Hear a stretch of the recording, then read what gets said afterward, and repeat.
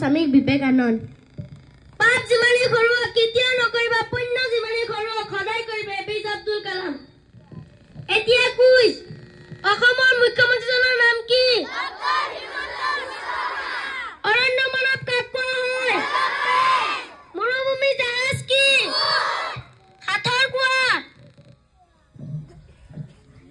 নাকা ধৰি কাণত বাহে টুক টুক টাক টাক তাতে বহি থাক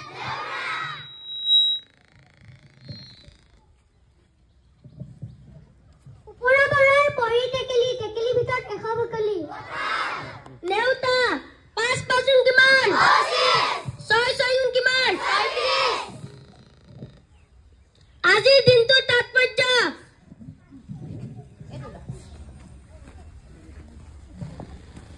নমস্কাৰ, মোৰ নাম সাজিয়া ইয়াসমিন। আজিৰ দিনটো তাৎপৰ্য।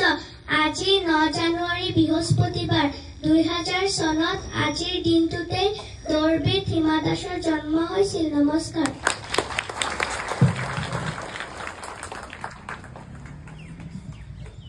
বক্তৃতা।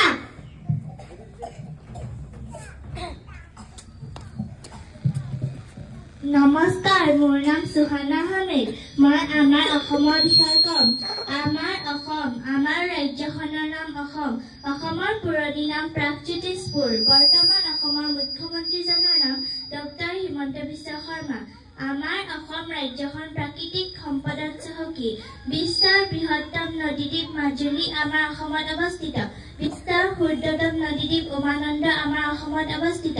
আমাৰ অসম ৰাজ্যখন এশিঙীয়া গড়ৰ বাবে বিখ্যাত। নমস্কাৰ।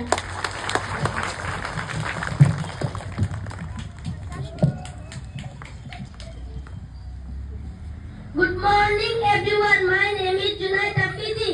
Today's speech is about my school. The name of my school is Simalguri LP School. There are 7 classrooms in my school. The name of our headmaster is Mustafa Minullah sir. He is a very good person. There are 10 teachers in my school. All teachers are very nice and teach very well. My school is best school in our